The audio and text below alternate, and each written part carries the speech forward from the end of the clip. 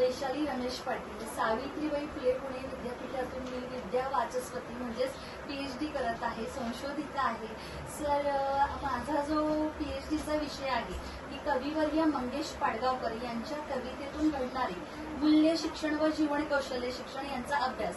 तर हा कवितेचा अभ्यास आहे आणि निश्चितच तो मंगेश पाडगावकर यांच्या साहित्याविषयी मी तो घेतलेला आहे.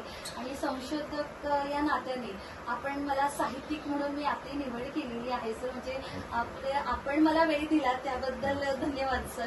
तर सरांची ओळख म्हणजे सर, आता यावरून तर तुम्ही निश्चितच ओळखाल की मी किती आणि किती ओळख देऊ, तरी थोडक्यात परिचय देणे भाग आहे.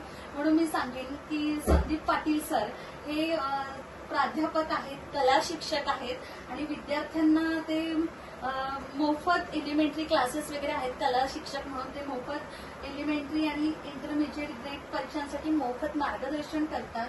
तसेच सर कवी आहेत, साहित्यिक आहेत, समाजसेवक आहेत आणि त्यांच्या काव्य लेखनाला विविध पुरस्कार मिळालेले आहेत. आता नावं वाचू तेवढी थोडी आहेत आणि मित्र म्हणेल हे सर्व आपण साहित्य त्यांचं बघावं की बोलताना सुद्धा शब्द मला अपुरे पडत आहेत. तरी मी मोजक्या शब्दात सांगेन की सरांना ज्ञानदान करत असताना हे विद्यार्थ्यांना चित्रकला एलिमेंटरीचं ते मोफत मार्गदर्शन करतात. त्या ज्ञानदानाबद्दल, कला शिक्षणाबद्दल त्यांना हे विविध पुरस्कार मिळालेले आहेत. तसेच समाजसेवा सुद्धा सर करतात.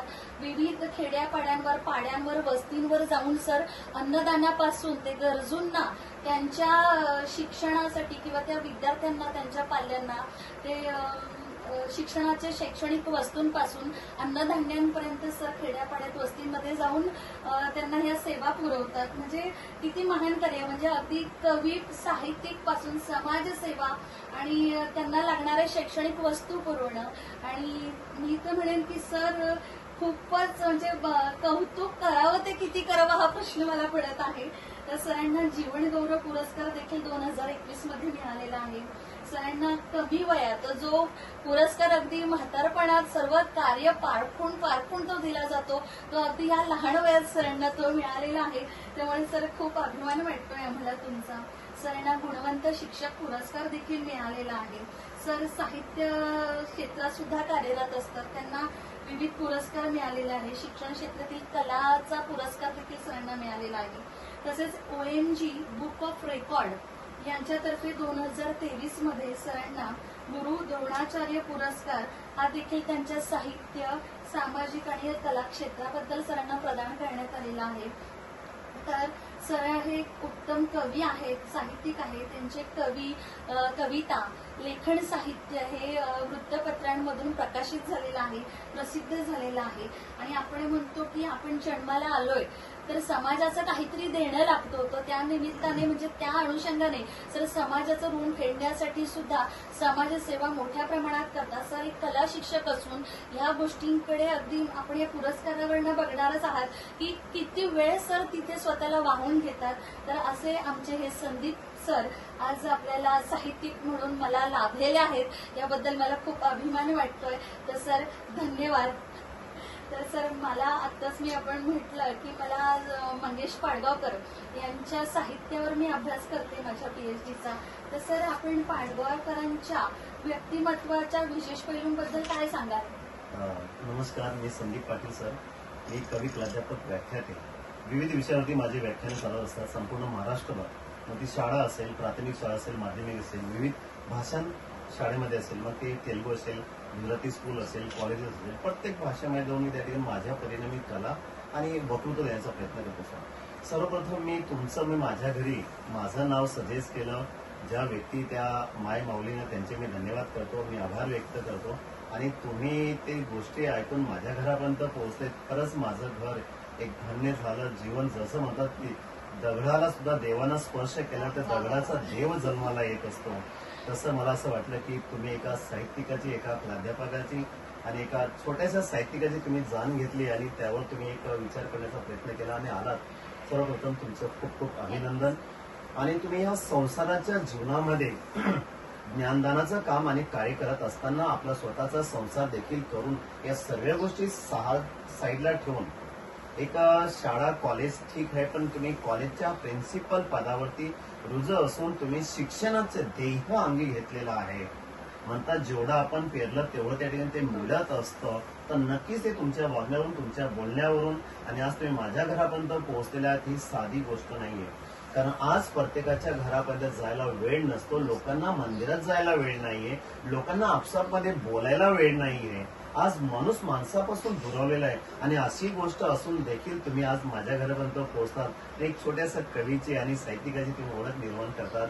खरंच मी तुमचे खूप खूप धन्यवाद आणि आभार व्यक्त करतो आणि तुमच्या कार्याला माझा म्हणजे मानाचा मुजरा आणि खूप खूप शुभेच्छा.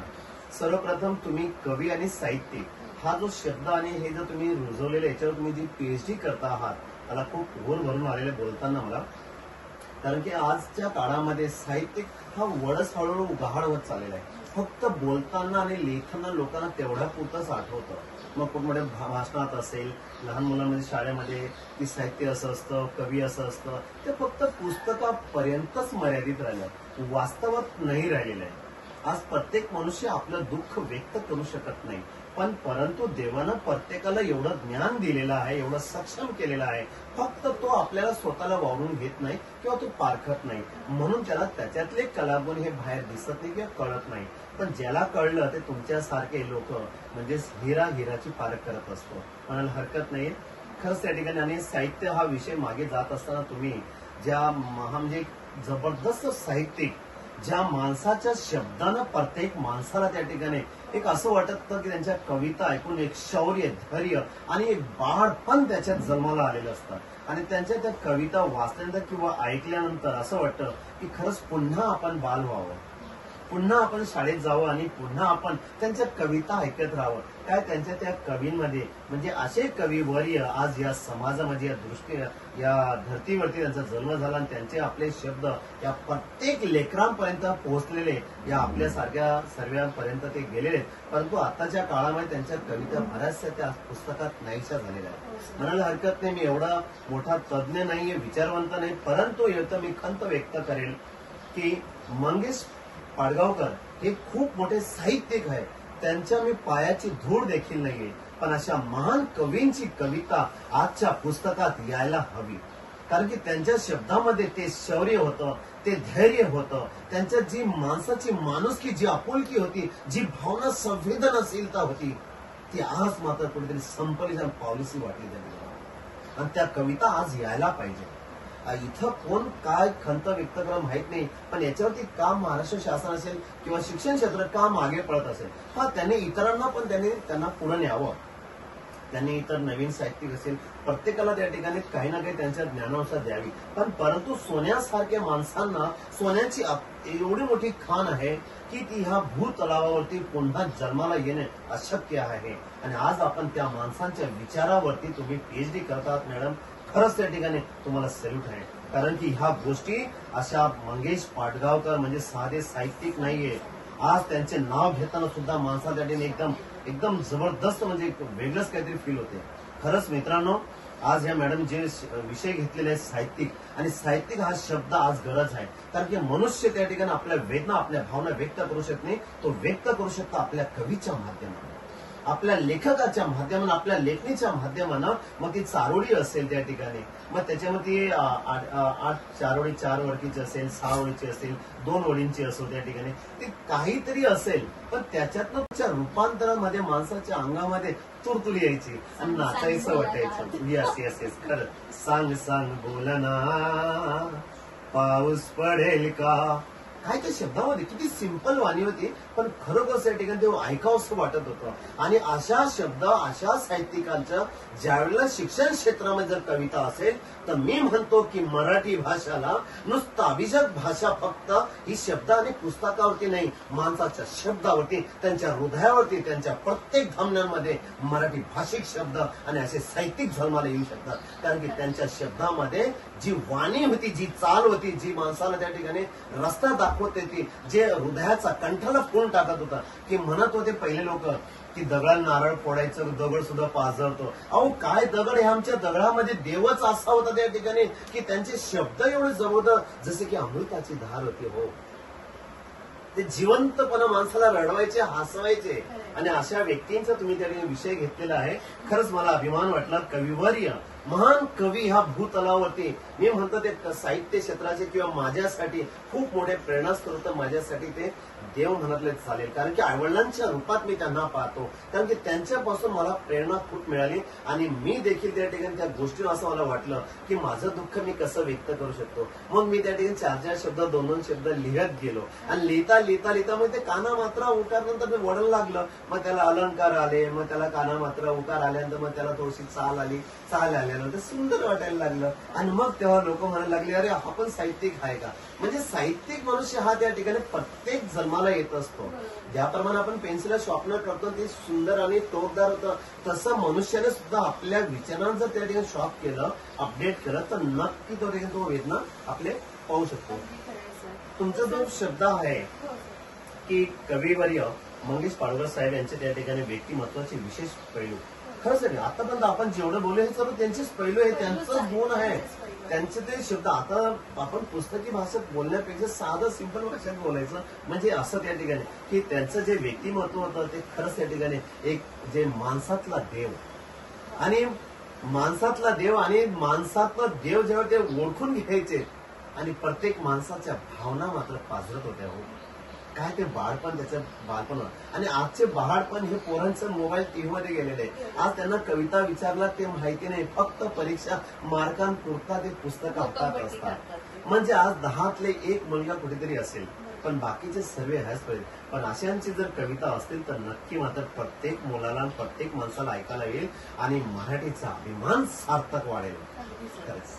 तसेच सर कविवर्य मंगेश पाडवकर यांच्या साहित्याची ओळख व अभ्यासाबद्दल आपले मत काय आहे? खरंच त्या ठिकाणी आदरणीय कविवर्य मंगेश पाडवकर साहेब यांचा जर आपण विचार केला, यांच्या साहित्याची ओळख आणि त्याचप्रमाणे त्यांचा अभ्यास आणि त्यांची ओळख. म्हणतात मनुष्य त्या ठिकाणी की माणसं नावानं ओळखले जात नाही, मनुष्य हा कर्मानं आणि कर्तव्याने त्याची ओळख निर्माण करणारा तोच खरा त्या ठिकाणी शौर्य असतं त्याचं मला, आणि तेच त्याचं अस्तित्व असतं. आणि ते आपल्या साहेबांनी, आदरणीय कविवर्य मंगेश पाडवकर साहेबांनी त्यांच्या लेखणीतून, त्यांच्या त्या ठिकाणी विविध प्रकारच्या कविता असतील, चारोळे असतील, त्यांचे नाटक देखील किती सुंदर आहे त्या ठिकाणी. खरंच माणसाला त्यातनं एवढं जिवंतपणा माणसाला त्या ठिकाणी की माणूस कुठे राहतोय, कसं वावरायला पाहिजे, तर त्यांनी माणसाची जी सांगड, नात्याची सांगड लावलेली आहे ती खूप त्यांचा तो अभ्यास आणि तिथून त्यांची ओळख निर्माण झाली, मनात ते रुजलेले आहे असे. बरोबर, छान, अगदी छान सर. त्यांचे जे प्रकाशित काव्य संग्रह आहे त्याबद्दल सर आपण काय सांगू इच्छितो? खरं ऍक्च्युली खरं जर म्हटलं तर माणसाने की आपले शब्द जे आपण शब्दरूपात जे लिहित असतो तर त्यातनं ते आपल्या भावना आपण मांडत असतो. कधी त्या भावना मांडण्याची पद्धती वेगवेगळी असू शकते, प्रत्येकाच्या आपापल्या अनुभवानुसार.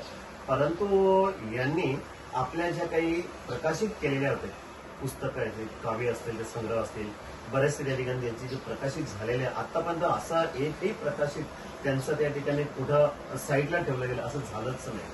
त्यांचं आवर्जून प्रत्येकाला आवड होती की अजून तरी काहीतरी नवीन संग्रह येईल आणि त्यातनं मला शिकायला भेटेल. अहो ज्यांच्याकडे ज्ञानगंगाची, साहित्याची खजिना आणि समुद्र भरलेला आहे त्यांच्याकडे आस तर लागणारच आहे.